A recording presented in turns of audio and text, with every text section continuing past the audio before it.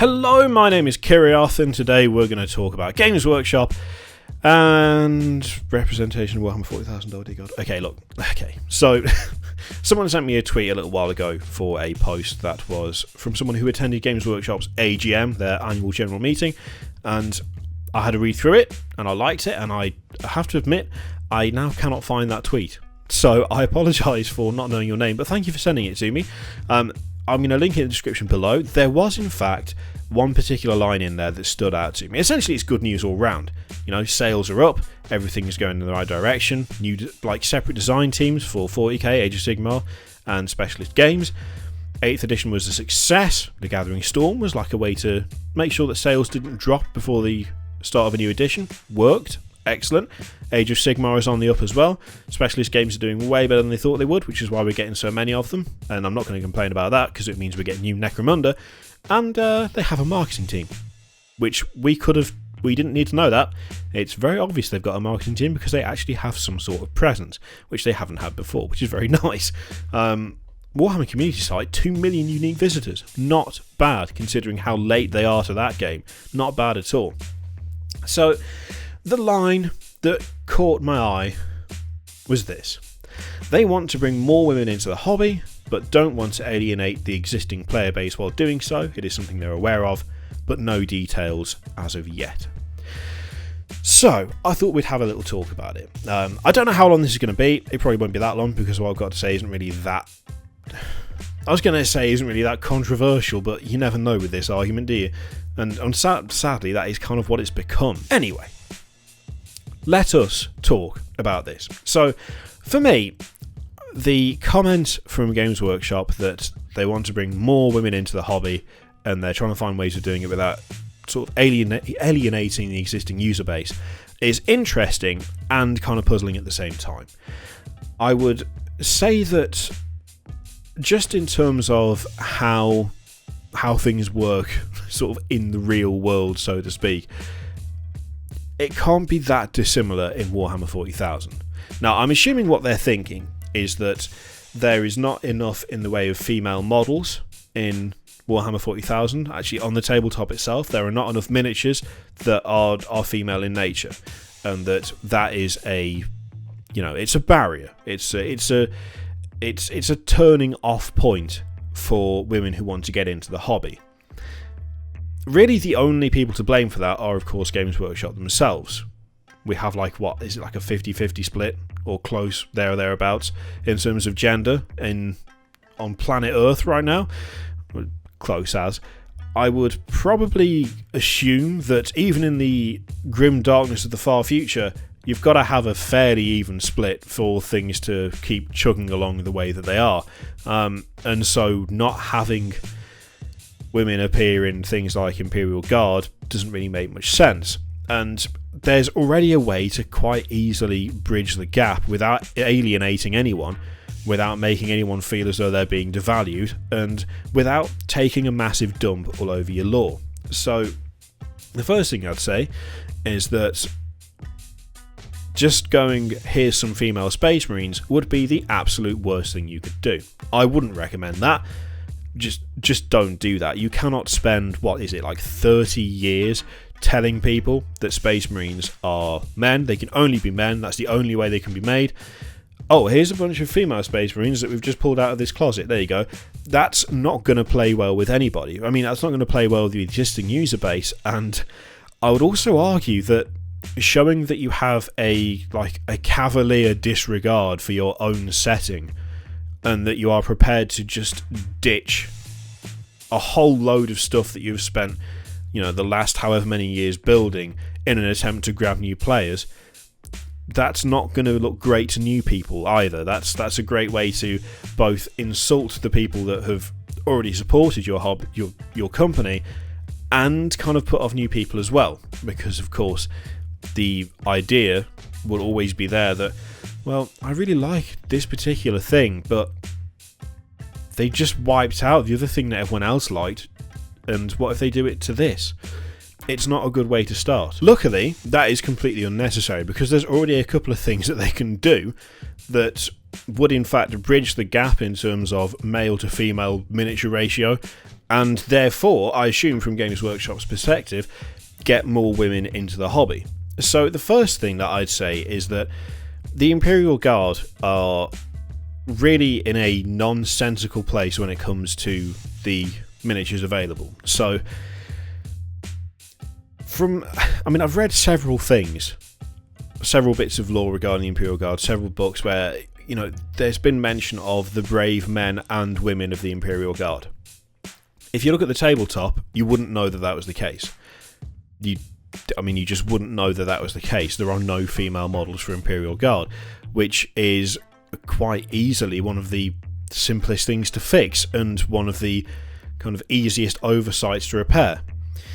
When you look at the Cadian models in particular, and the Cadian models are the ones that sell the most, they are the most popular and the most supported, even though they're old as hell now, you could quite easily increase representation just by putting female heads in the box. Now, I know that sounds like a very lazy measure, but the fact is that it just wouldn't take much effort, it wouldn't take much doing. Provide 10 of female heads, 10 of male heads, and then let the player decide. That is literally all you'd need to do to increase representation for that particular army. Now, obviously, the female figure is not the same as the male figure, so if they wanted to, they could do stuff in the way of resculpting them so that you had like a more feminine torso or whatever. They also kind of wouldn't need to if they didn't want to, because frankly, I don't look at the body of an Imperial Guardsman and think, yes, that is manly man. Instead, it's more just, oh look, it's someone in fatigues. They're not form-fitting, they're not shape-hugging, they are just utilitarian clothes designed for a war zone. You get some baggy trousers, you get a baggy top, a flak jacket, and a pair of boots. And if you want to paint them as though they're wearing gloves, you can. If not, they've just got comically large hands. Sticking a female head on top of that, whilst seemingly kind of lazy, would do the trick. It would do the job. It would increase the proportion of female models on the tabletop without actually doing anything to crap all over the people who already support the hobby. And it would make sense for the Imperial Guard, because there are supposed to be women in there, but you just don't see them. Things like Dark Eldar and Eldar, pretty much the same thing. It's already entirely accepted that Dark Eldar and Eldar have female warriors in their armies. Just increasing the number of female parts in that, again, while seemingly lazy, would still increase proportionally representation in terms of women in tabletop miniatures. And it would be a nice simple fix.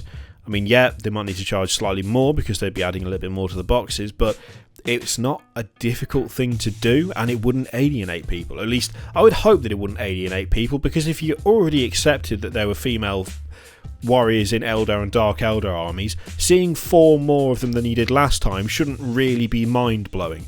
And if you're somehow of the knowledge that Imperial Guard don't have any female members, you're wrong.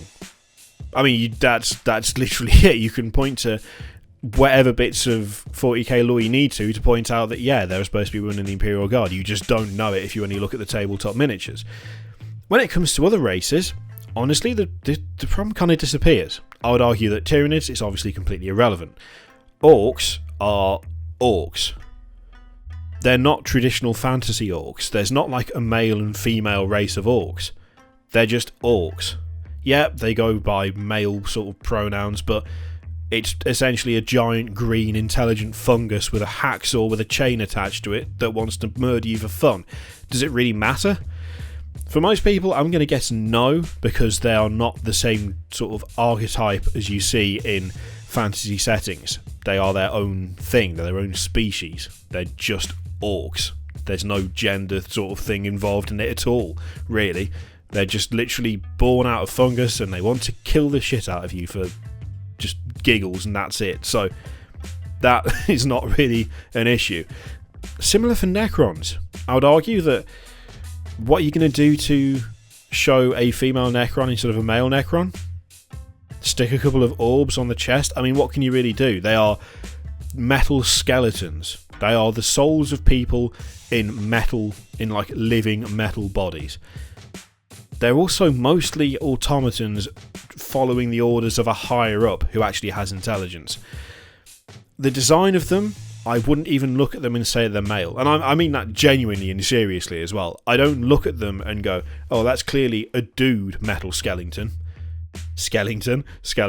I tend to just look at it and go, oh, it's a metal skeleton. For Necrons, I think it's pretty much irrelevant. I guess you could try your hand at making female leaders or female named characters, but at this point, I would argue that they're past it.